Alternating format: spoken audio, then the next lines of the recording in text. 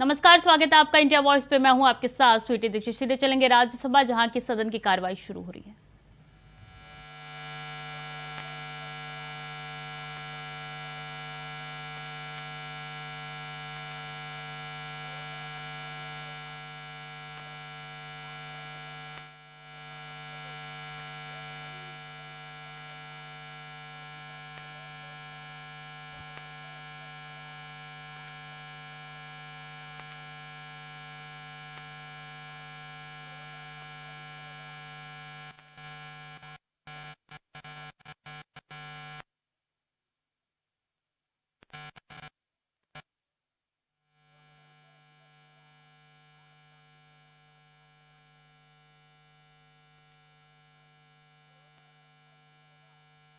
श्री कैलाश चौधरी जी महोदय, आपकी अनुमति से मैं आज की लोकसभा की संशोधित कार्यसूची में मेरी सहयोगी सुश्री शोभा करंदलाजे जी के नाम के सम्मुख मत संख्या 4 पर उल्लेखित पत्र सभा पटल पर प्रस्तुत करता हूं।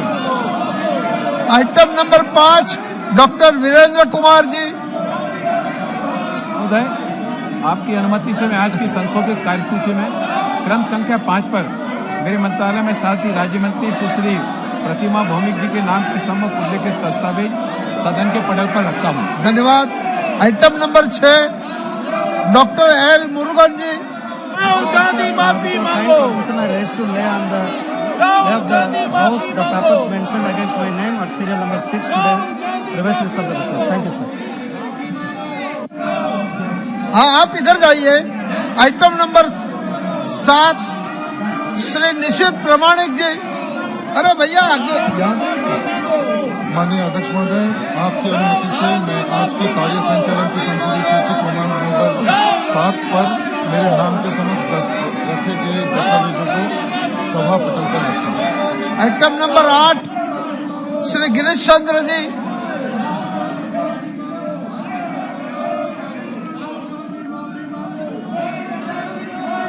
गिरीश चंद्र जी।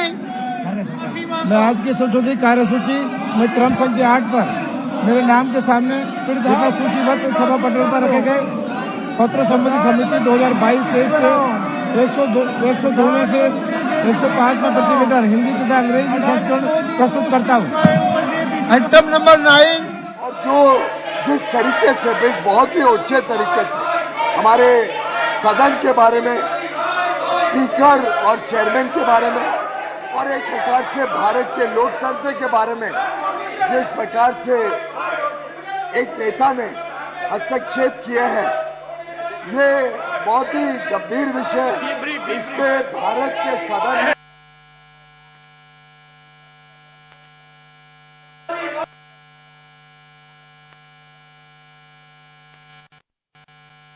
आइटम नंबर 10, श्रीमती रमा देवी जी। माफी मांगो। माफी मांगो।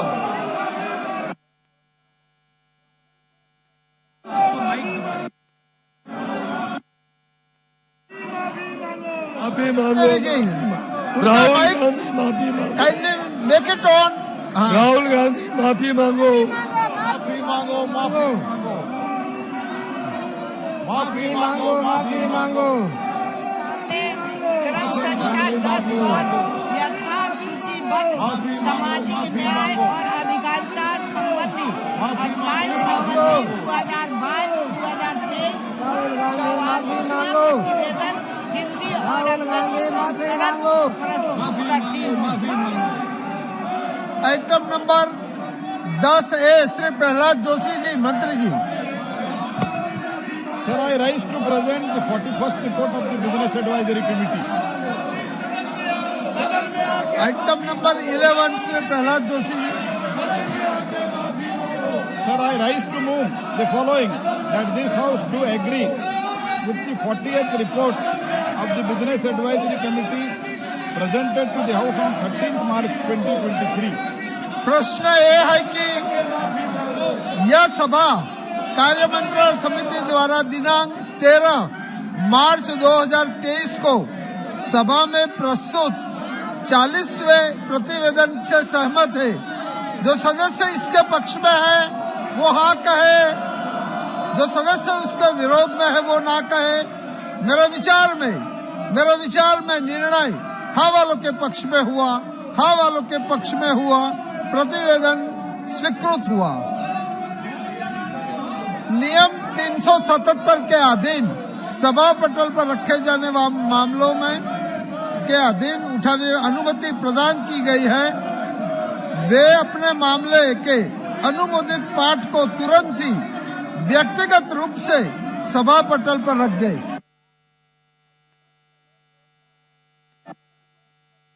निवेदन है कि अपने अपने स्थान पर जाइए। ये आपको शोभा नहीं देता है। हेलो, बोर्ड लेके आना आपको शोभा नहीं देता है।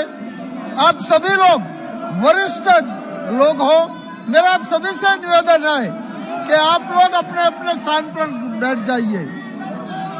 आप लोग बैठ जाइए।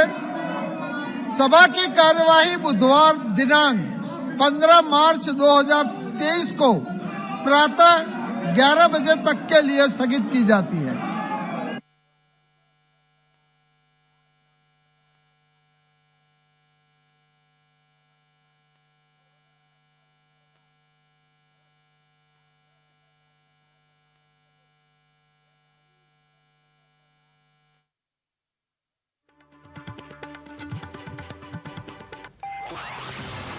लोकसभा की कार्रवाई स्थगित हो गई है। बड़ी जानकारी दे रहे हैं, फिर से स्थगित हो गई है लोकसभा की कार्रवाई। विपक्ष के हंगामे के बाद बड़ी खबर इस वक्त की लोकसभा की कार्यवाही स्थगित हुई है। बता दें कि लोकसभा की कार्रवाई फिर से विपक्ष के हंगामे के बाद से स्थगित हो गई। अभी कुछ ही देर पहले लोकसभा की कार्रवाई शुरू हुई थी और देखिए फिर से विपक्ष लगातार हंगामा कर रहा है। इसको देखते हुए एक बार फिर से लोकसभा की कार्रवाई स्थगित हो गई। बड़ी जानकारी साझा करें आपके साथ।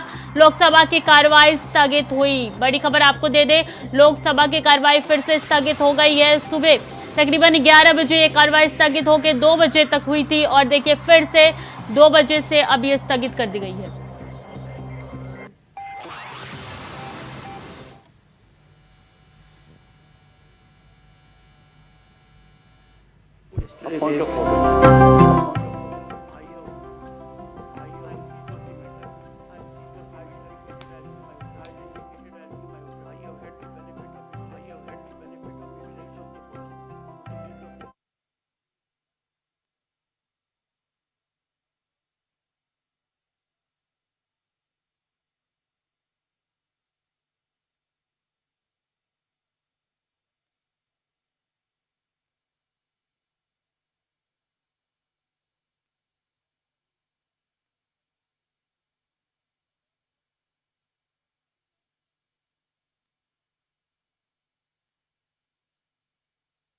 Due to this, because this will define what we can debate, what we cannot debate. The issue has been agitated by leader of the opposition with clarity, and it has been pointed out what leader of the house has said.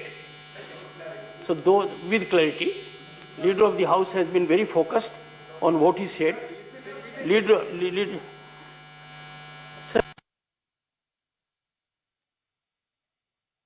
कभी न कभी जरूर किया होगा। Digvijay Singh ji, one second, Digvijay Singh ji, you can be charged for repeating as a chief minister for a second term. Sir, repetition तो होता है। So repeat is emphasis.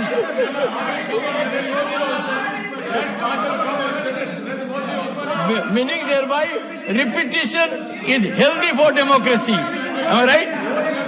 No. Repetition. Digvijay Singh is right. Is healthy. Are not permitting for repetition. Our rules says repetition is not permitted in the house. Honorable members. Our rules say. Honorable How by the rules? Rules के repetition permissible नहीं है. One second. Honorable members. Mr. Shakti Singh Goyal ji had sent a communication to me. Communication of every member of parliament is attended by me with expedition. I have gone through his communication. It's very well worded. We have sought an input from him. And we have requested him, he must be getting the communication, if not already got it. to make it available at the earliest. While the communication was very well premised, the factual part of it was not indicated there. So we have requested him to give that. He'll get it. I'm seized of the matter. I can assure you, any issue raised by any member in any capacity whatsoever will engage me with full involvement, and I will certainly take a call on it. I have devoted major part today and yesterday in interacting with honorable members.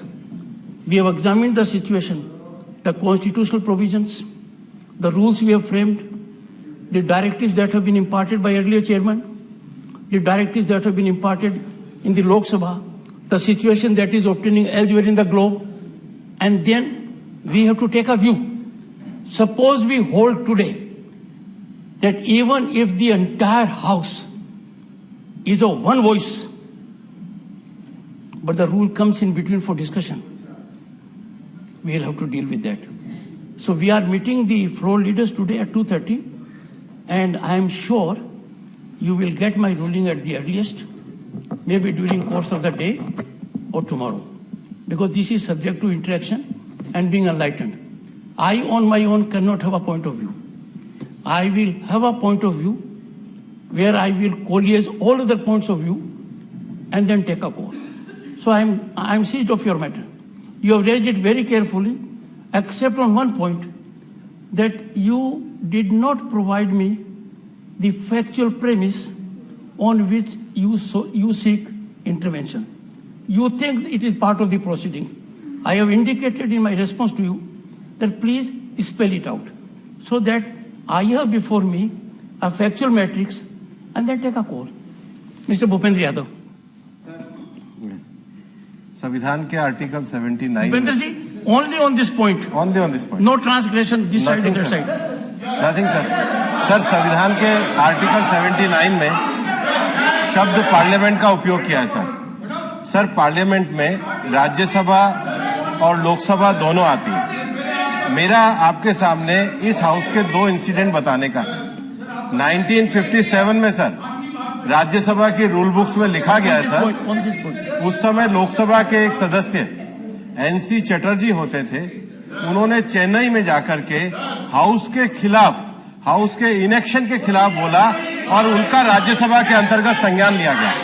और संज्ञान लेकर यह कहा गया कि चूंकि ये house की प्रोसीडिंग के खिलाफ बोला गया है, मे भी दूसरे हाउस का मेंबर हो. सेम 1987 में उनके जो बेटे थे हमारे सोमनाथ चटर्जी जी, उन्होंने उस समय के तत्कालीन जो रक्षा राज्य मंत्री थे अरुण सिंह, चूंकि वो राज्यसभा के सदस्य थे और प्रिविलेज लोकसभा का था, उसके लिए भी उन्होंने क्वेश्चन रेज किया. मेरा ये कहना है कि जो विषय राहुल गांधी जी ने कहा है वो लंदन में जाके पार्लियामेंट के लिए कहा है. पार्लियामेंट में दोनों हाउस आते हैं और इसलिए अगर कोई भी व्यक्ति जानबूझ करके पार्लियामेंट की प्रोसीडिंग को रोकने का, पार्लियामेंट की प्रोसीडिंग को अपमानित करने का, पार्लियामेंट की प्रोसीडिंग में कोई विदेशी शक्ति के हस्तक्षेप करने की बात अगर वो कहता है तो निश्चित रूप से हमारे लीडर ने जो विषय उठाया, पीयूष जी ने एकदम सही उठाया है, वो अवमानना का विषय है और उनको देश से माफी मांगनी चाहिए.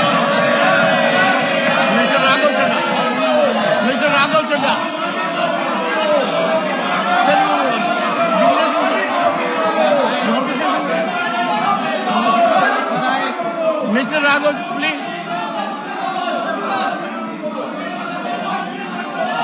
सर मैं आपका ध्यान रूल नंबर 238A के टुवर्ड्स आकर्षित करना चाहता हूं sir. Sir rule number 240. Sir rule number 240. Sir 15 मार्च 2023.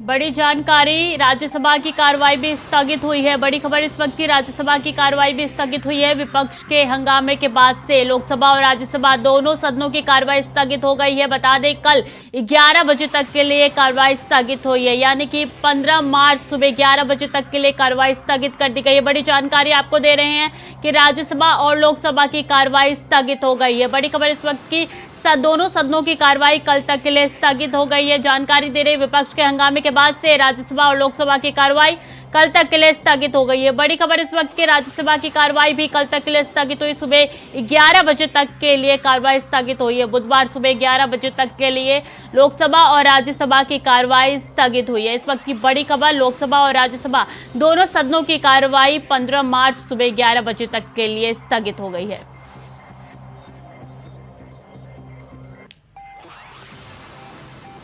इसी खबर पर ज्यादा जानकारी के साथ राहुल शर्मा हमारे साथ जुड़ चुके हैं। राहुल, देखिए विपक्षी हंगामे के बाद से एक ही दिन में ये दूसरी बार है जब 15 मार्च सुबह 11 बजे तक के लिए कार्रवाई स्थगित हो गई है।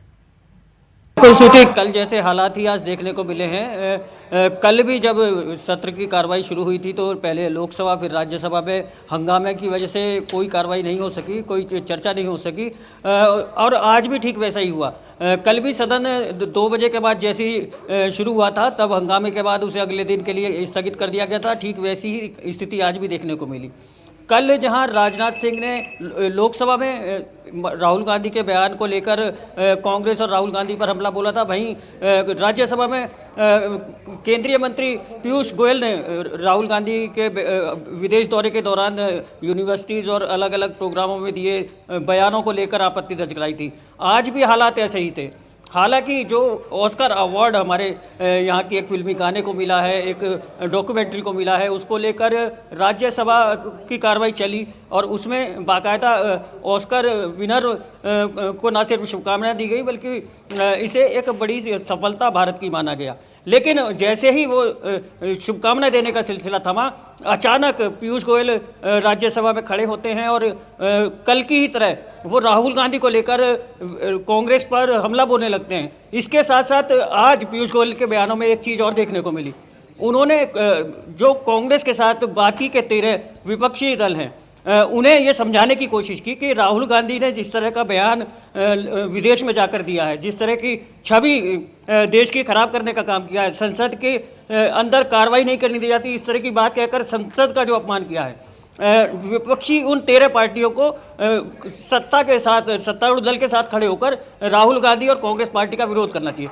तो कहीं ना कहीं जो केंद्र सरकार है, बीजेपी है या बीजेपी के मंत्री हैं, उनकी मंशा यही है कि राहुल गांधी के मसले को लेकर कांग्रेस को घेरें, राहुल गांधी को घेरें। और विपक्ष, जबकि इसके इतर विपक्ष का आज भी प्रयास यही है, वो यही कह रहे हैं कि अडानी मामले को लेकर जेपीसी का गठन हो और इस मामले का दूध पानी का पानी हो। लेकिन बीजेपी के जो नेता हैं, बीजेपी के जो सांसद हैं, वो लगातार राहुल गांधी के बयान पर उनसे सदन के भीतर आकर माफ़ी मांगने की बात कह रहे हैं और यही वजह है कि कल भी कार्रवाई सदन की नहीं चल सकेगी और आज भी हालात ठीक वैसे ही हैं। जी, यही कारण है कि कल भी कार्रवाई स्थगित कर दी गई थी और आज भी हालत ऐसी है। देखिए राहुल, मैं आपसे समझना चाहूंगी कि किस तरीके से सड़क से लेकर संसद तक अडानी वर्सेस राहुल का मुद्दा जो है वो उठता हुआ नजर आ रहा है। ये जो मुद्दा है, जो संग्राम है, ये आगे भी ऐसे ही जारी रहेगा क्या?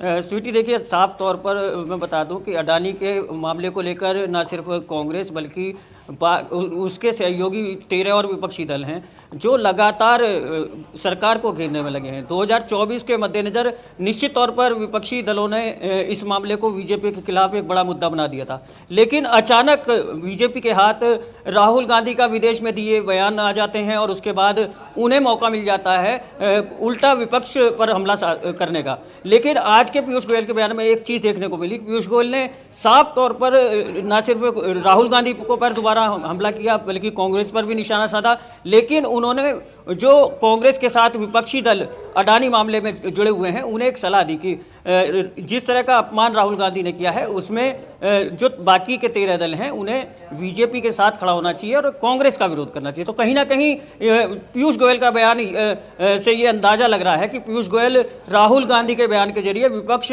जो अडानी मामले को लेकर एकजुट हुआ है उसे तोड़ने की कोशिश कर रहे हैं, उनकी एकता को खत्म करने की कोशिश कर रहे हैं। अब देखना होगा पीयूष गोयल ने जो अपील सदन के भीतर राज्यसभा के सदन में की है, उस अपील का कितना फर्क पड़ता है विपक्षी दलों की, जो 14 दलों की एकता है, उस एकता पर। जी बिल्कुल, अब देखना होगा कि ये संग्राम कब तक जारी रहता है, क्या कार्यवाही सदन की आगे चलने देते हैं विपक्ष या नहीं। बहुत बहुत शुक्रिया राहुल, तमाम जानकारी हमारे साथ साझा करने के लिए। खबरों में आगे बढ़ेंगे। मुख्तार अंसारी का करीबी ठेकेदार गिरफ्तार। कई दिनों से फरार चल रहा था रफीकुस्मद। पुलिस ने किया था मुकदमा दर्ज। रफीकुस्मद का कराया मेडिकल परीक्षण। शहर में रंगदारी मांगने को लेकर मुकदमा दर्ज। पुलिस ने कोर्ट में पेश कर मांगी रिमांड। पुलिस रिमांड में देने के कोर्ट ने दिया फैसला। बड़ी जानकारी दे रहे हैं आपको। कई दिनों से फरार चल रहा था रफीकुस्मद, जो कि अब पुलिस हिरासत में है। पुलिस ने मुकदमा दर्ज किया। मुख्तार अंसारी का करीबी ठेकेदार गिरफ्तार हो चुका है। एक और बड़ी कामयाबी जो है वो मिल गई है। आपको बता दें, कई दिनों से फरार चल रहा था रफीकुस्मद, जिसको अब पुलिस ने गिरफ्तार कर लिया है और कोर्ट से रिमांड मांगी। इस वक्त की बड़ी जानकारी, पुलिस ने किया था मुकदमा दर्ज और अब उसकी गिरफ्तारी हो चुकी है। कई दिनों से फरार चल रहा था, अब पुलिस के हाथ में है रफीकुस्मद का। अब मेडिकल जांच भी कराया जाएगा। इसके बाद पुलिस रिमांड मांगेगी रफीकुस्मद का। तो शहर में रंगदारी मांगने को लेकर मुकदमा दर्ज था, जिसके बाद से अब पुलिस ने उसको गिरफ्तार कर लिया है। करीबी ठेकेदार माना जाता है ये मुख्तार अंसारी का। बड़ी जानकारी दे रहे हैं, कई दिनों से फरार चल रहा था रफीकुस्मद, जो कि अब पुलिस हिरासत में है। पुलिस रिमांड में देने का कोर्ट ने दिया फैसला। बड़ी जानकारी दे रहे हैं, मुख्तार अंसारी का करीबी ठेकेदार गिरफ्तार।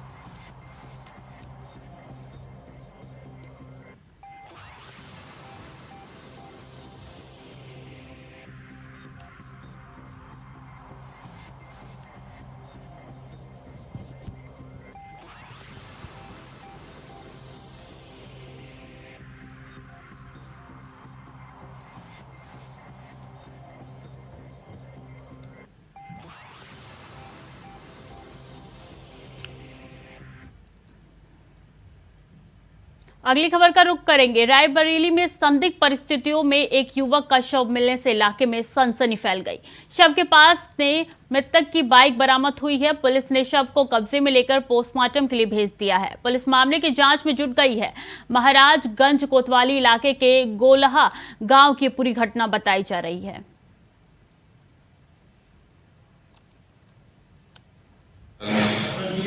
आज सुबह 7:40 के करीब एक मनोज नाम का व्यक्ति रुकनपुर बैखरा का मृत अवस्था में लाया गया।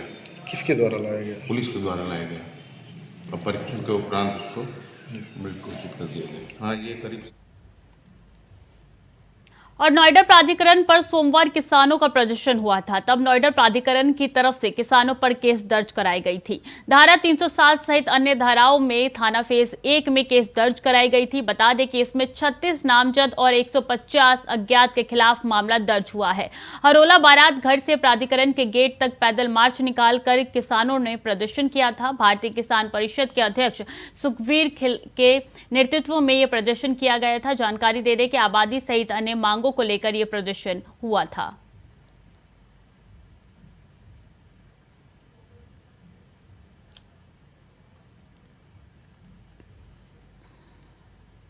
आगरा में पूर्व मंत्री और विधायक जीएस धर्मेश ने नगर निगम और स्मार्ट सिटी के नोडल अधिकारी पर भ्रष्टाचार के गंभीर आरोप लगाए हैं। उन्होंने रिश्वत लेकर टेंडर देने से विकास कार्यों में कमीशनखोरी का आरोप लगाया है। साथ ही अधिशासी अभियंता पर बेनामी संपत्तियों की जांच विजिलेंस से कराने का आग्रह किया है। वहीं अपने ऊपर लगे आरोपों को नोडल अधिकारी ने निराधार और झूठा बताया है।